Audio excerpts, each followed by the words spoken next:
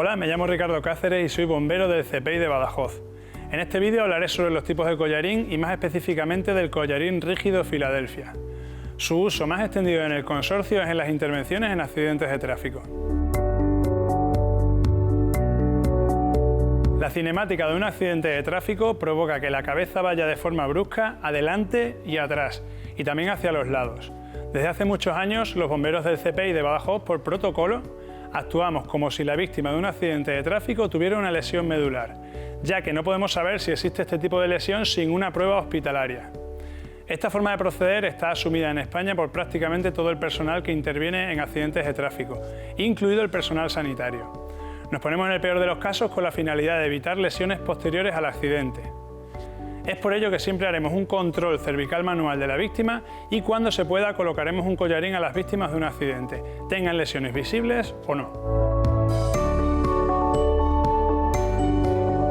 El uso de este instrumento no conlleva ningún peligro para quien lo usa por sí solo, por lo que el EPI a utilizar será el adecuado para el tipo de intervención que estamos realizando.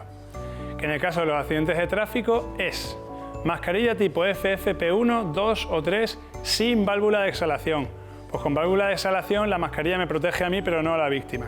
Deberemos equiparnos con el EPI en accidentes de tráfico, casco, protección ocular, traje y botas de intervención y llevaremos guantes anticorte y perforación encima de los guantes de látex o nitrilo hasta el momento en que entremos en contacto con la víctima. A partir de ahí nos quitamos los guantes de intervención si vamos a hacer primeros auxilios dentro del vehículo o su extracción. Para proteger a la víctima de infecciones y a nosotros mismos, nuestro contacto con la víctima será con guantes quirúrgicos. Existen tres tipos de collarín: collarín blando, collarín semirrígido y collarín rígido. Los dos primeros tipos de collarín no nos interesan en un accidente, pues no inmovilizan lo suficiente los movimientos de la cabeza. Se usan en lesiones que no requieren una inmovilización estricta y en fases posteriores a la lesión. El que utilizaremos en un accidente de tráfico es el collarín rígido, en concreto de este tipo llamado collarín Filadelfia. Trae un apoyo para el mentón y unos velcros para su fijación. También un hueco en la parte frontal del cuello para acceder a la tráquea y al pulso carotídeo por parte del personal sanitario. Según el modelo, el apoyo para el mentón vendrá en la parte interior o en la parte exterior, normalmente plegado. En este modelo, por ejemplo, se despliega el soporte para el mentón al darle la forma del cuello al collarín.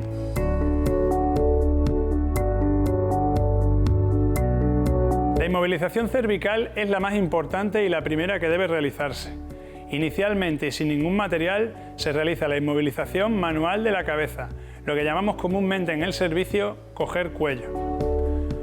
Una forma de hacerlo es poniendo las palmas de las manos en el oído de la víctima y con los dedos sujetamos ambos lados de la cabeza.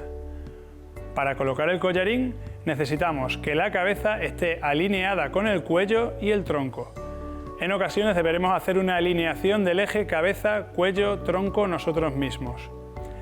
Para ello reposicionamos la cabeza alineada con el resto del cuerpo. Una vez en posición neutra ya podemos colocarle el collarín a la víctima. Mantendremos una ligera presión para cerciorarnos de que la cabeza permanece alineada. Antes de su colocación tenemos que tener en cuenta la talla del collarín respecto a la víctima. No utilizaremos el mismo collarín para una niña de 8 años que usaremos un collarín pediátrico que para un hombre de 90 kilos. Algunos collarines tienen tamaño ajustable y otros son fijos y tendremos que elegir la talla que se adapte mejor a la víctima.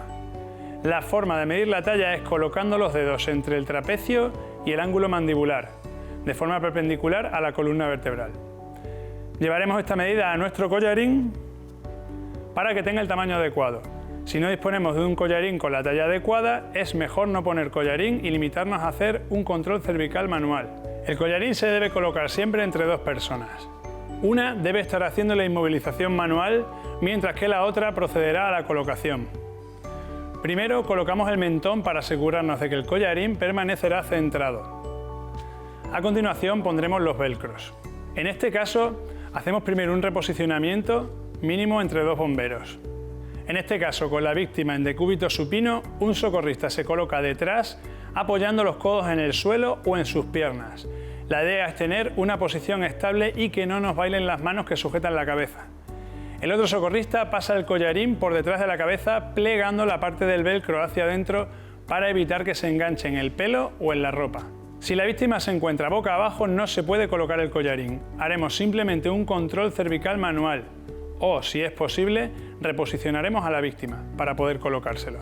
Recordad que los collarines limitan casi por completo los movimientos de flexión-extensión y en menor medida los movimientos laterales, por lo que será necesario mantener una inmovilización manual una vez colocado el collarín.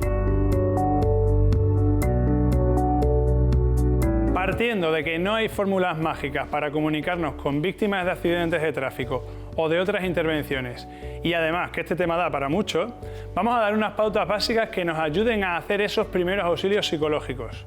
Empezamos. Una vez hecho el primer abordaje, un buen comienzo es presentarnos y preguntando su nombre a la víctima. Hola, me llamo Ricardo, soy bombero del CPI. ¿Cómo te llamas? Me llamo Sergio. Vale, Sergio, vamos a sacarte lo antes posible, ¿de acuerdo? De acuerdo.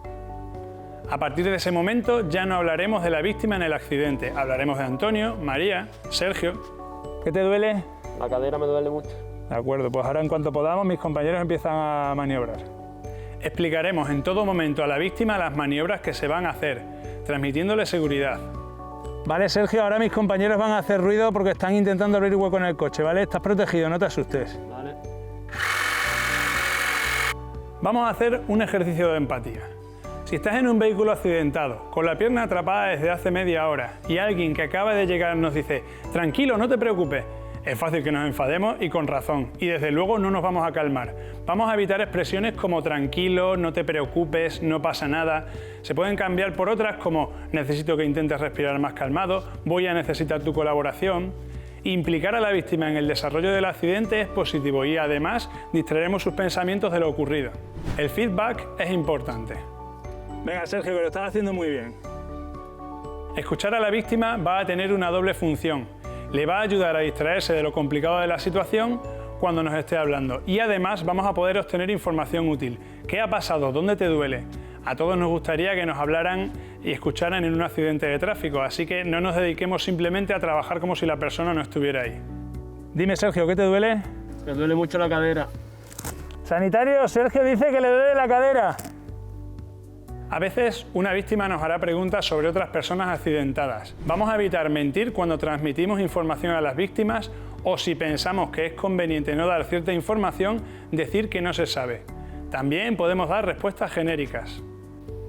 ¿Cómo está mi mujer? No lo sé, Sergio, están valorándola en la ambulancia. En cuanto tenga noticias te cuento. Terminar el vídeo diciendo que a veces no sabremos qué decir, no nos saldrán las palabras quizá. Pero en un curso una psicóloga nos dio un consejo que no se me olvidará. Si fuera tu padre, tu hermano o tu amigo el que está ahí atrapado en un accidente de tráfico, ¿cómo le tratarías? Seguramente te comunicarías con él y le transmitirías seguridad. Pues esto es lo que podemos hacer con todas las personas que atendemos en accidentes de tráfico. Espero que este vídeo os haya servido de ayuda. Hasta pronto.